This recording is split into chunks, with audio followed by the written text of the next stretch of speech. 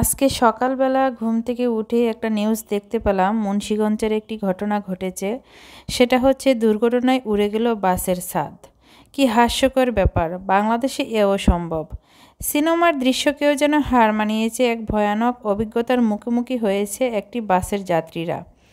দুর্ঘটনায় বাসটির ছাদ উড়ে গেলেও অন্তত 5 কিলোমিটার গাড়িটিকে সেইভাবেই চালিয়ে নিয়ে যান বেপরোয়া চালক। পেছনের সেনাবাহিনী ও পুলিশের গাড়ি দেখে আবারও বেপরোয়া চালাতে থাকে চালক। এক পর্যায়ে বাস থামিয়ে পালিয়ে যায় চালক। তো যাই হোক, ঘুম থেকে উঠেই হচ্ছে এসব নিউজ দেখে দেখে রান্নাবান্নায় একদম মনোযোগ নেই। তারপরেও যেন প্রতিদিনের নিত্য নতুন যে ঘটনাগুলো ঘটছে সেগুলো দেখতে দেখতে একদমই ভালো লাগে না। মানে দেশের পরিস্থিতি কি যে একটা অবস্থা হয়ে গেছে, আর কিচ্ছু ভালো লাগে না। মনে হয় যেন সব কিছু যে কবে শান্ত হবে। দেখলাম যে আজকে আবার অনেক মানুষ মিছিল করতেছে। এই মিছিলগুলো দেখে অনেক হাস্যকর লাগছে। তো যাই হোক, আমাদের দেশটা যেন একদম স্বাভাবিক হয়ে যায়। আমাদের মানে সব কিছুই যেন একদমই আবার ঘুম থেকে উঠেই মনে হচ্ছে যেন যে সব কিছু স্বাভাবিক হয়ে যেত, তাহলে ভাল লাগতো। তো আমরা যারা গৃহিণীরা আছি, আমরা ধরেন রান্নাবান্না করি, আমার রান্নাবান্নায় মনোযোগ নেই, একদমই নেই।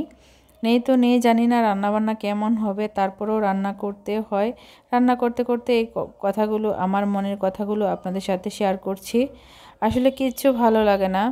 সেই যে একদমই অসুস্থ হয়ে যাচ্ছি কিছু ভিডিও দেখে। কালকে দেখলাম যে কয়েকজন যাত্রী নিয়ে একটি ড্রেনের ভিতরে একটি কাভার্ড ভ্যান, একটা পিকআপ ভ্যান আপনার চলে গেল।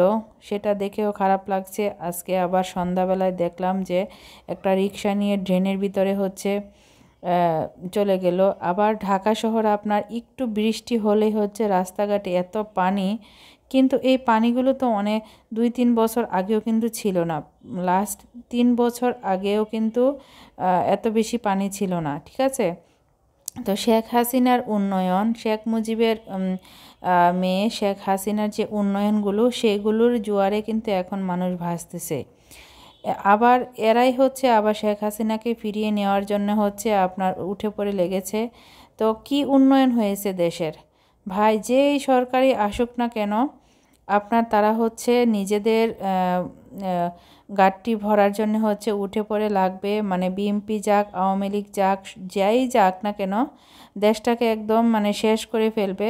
মানে পাটা পাটা মানে পুতায় ঘষাঘষি মরিচের দফা শেষ, একটা কথা আছে না? তো আমাদের হলো এই অবস্থা।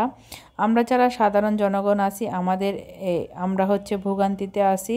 তো আমরা হচ্ছে কোনোভাবেই হচ্ছে আমরা না পারতেছি আমাদের স্বাভাবিক জীবন চলাফেরা করতে, বাহির হতে।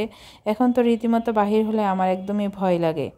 মানে আমার একদমই বের হতে ইচ্ছে করে না, ঘর থেকে বের হতেই ইচ্ছে করে না। তো আমি চাই ডক্টর ইউনূস স্যার আমাদের মাঝে আরও 5 থেকে 10 বছর থাকুক, আল্লাহ ওনাকে হায়াত দিয়ে যাক। তো আমার সাথে আপনারা কে কে একমত? বিএনপি, আওয়ামী লীগ কোনো দলেরই দরকার নেই। আমরা যেন আবার নির্বাচিত সরকার হিসেবে ডক্টর ইউনূস স্যারকেই আমরা দেখতে পারি। তো আমার সাথে কে কে একমত অবশ্যই কমেন্ট করে জানাবেন। কোনো কিছু আসলে ভালো লাগে না, মানে রান্না বান্না কোনো কিছুতেই মানে মনোযোগ নেই। তারপরেও তো পেটের দায়ে রান্না করতে হয়, খেতে হয়। তো যাই হোক, সবাই ভালো থাকবেন। ভিডিও যদি ভালো লাগে একটি লাইক করে পাশে থাকবেন। ধন্যবাদ সবাইকে।